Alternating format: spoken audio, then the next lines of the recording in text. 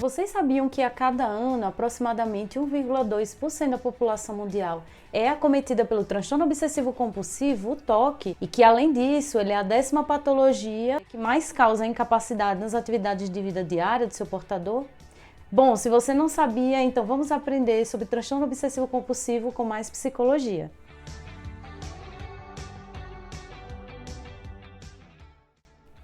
Oi pessoal, tudo bem com vocês? Hoje nós vamos falar sobre o transtorno obsessivo compulsivo, o TOC, que é um transtorno caracterizado pela incidência de pensamentos, imagens, ideias que invadem a mente do indivíduo sem que ele consiga parar ou controlar. Na tentativa de minimizar esses pensamentos e essas ideias, alguns rituais ou comportamentos planejados são constituídos. Eu vou explicar um pouquinho melhor com um exemplo. Imagine um indivíduo que tem uma ideia de que uma catástrofe irá acontecer em sua casa e na tentativa de bloquear essa ideia, ele constitui um ritual altamente organizado, em que 6 vezes ele repete as seguintes atividades.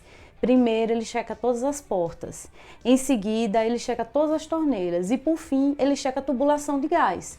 Agora, imagine que está em seu trabalho e, de repente, ele lembra que esqueceu de realizar a checagem. Pois é, ele não consegue trabalhar, retorna à sua casa para iniciar esse ritual. Eu vou falar sobre as obsessões e as compulsões. As obsessões são ideias, imagens, pensamentos que surgem de forma recorrente, por isso elas são consideradas como intrusivas e a partir do momento que não consegue parar essas ideias, elas se consideram como obsessões. As obsessões, no exemplo que a gente citou, foram as imagens e as ideias de catástrofe da casa do indivíduo. Para que elas sejam consideradas como obsessões, elas precisam causar um sofrimento e precisam também se repetir sem que ele possa parar. Agora vamos falar melhor sobre as compulsões.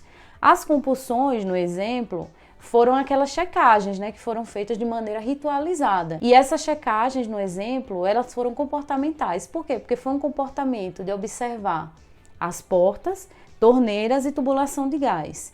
Mas essas obsessões elas também podem ocorrer em nível mental. E eu vou trazer aqui um outro exemplo que eu tive a oportunidade de acompanhar esse caso. E em determinado momento ele chegou a me contar que antes que ele entrasse em qualquer lugar que fosse fechado, ele precisava fazer a checagem do piso de revestimento, tanto do chão quanto das paredes, para que ele se sentisse seguro. E assim ele entrava em um atendimento clínico, médico. Então, vocês podem imaginar que essa contagem que ele fazia dos pisos não era uma contagem falada, era uma contagem mental. E esse é um tipo de compulsão mental. As características da compulsão são que ela deve ocorrer de maneira rígida e ela não tem um sentido lógico real, mas esse sentido ele é produzido pelo próprio indivíduo, Como eu trouxe aqui para vocês agora esse exemplo, para entrar em um ambiente fechado, ele precisava contar todos os pisos e os revestimentos das paredes para se sentir seguro.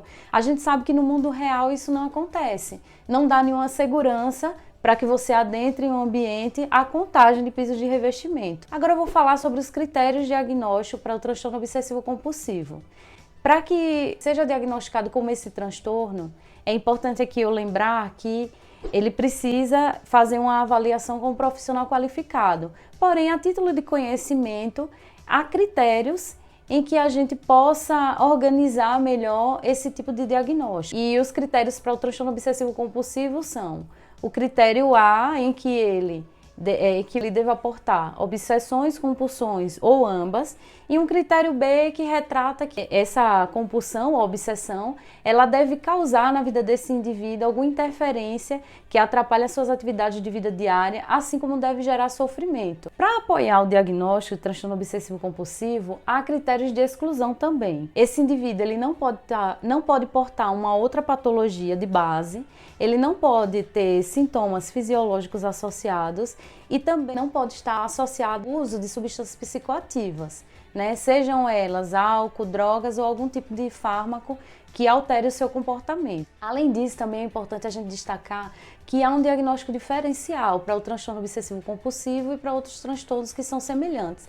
Esse diagnóstico diferencial a gente pode aqui exemplificar como uma obsessão, a diferença de uma obsessão, como uma obsessão de repetição, por exemplo, no caso da checagem que a gente trouxe aqui no vídeo, que é diferente de um transtorno em que há ruminação de culpa, que é um tipo de característica bastante específica do transtorno depressivo, né? O indivíduo, quando ele tem uma depressão grave, ele tem essa ruminação de culpa muito presente. Então, assim, eu tive a oportunidade de acompanhar caso no hospital. Ele tinha uma depressão grave e ele produzia um pensamento da seguinte forma: eu tô aqui internado no hospital porque na minha vida eu fiz tudo errado e eu adquiri essa doença crônica, porque foi tudo culpa minha. Se eu tivesse me cuidado, é porque eu não presto, é porque eu não consigo desenvolver a minha vida de uma maneira produtiva. Então, vocês conseguem perceber que numa ruminação de culpa há um alvo para que tudo se processe em um nível de pensamento diferente de um pensamento obsessivo, que é aquele comportamento, que é aquele pensamento de repetição, né? Então, na ruminação de culpa não há essa repetição, há uma produção encadeada de pensamentos, diferente de uma produção obsessiva, que ela se repete em torno de um mesmo locus. Então, pessoal, durante a edição eu percebi que o vídeo ficou longo e decidi dividi-lo em 3 partes porque eu acho que assim vai ficar mais legal. Então, essa foi a parte 1, eu aguardo vocês na segunda parte e depois teremos a parte 3. Tchau, tchau!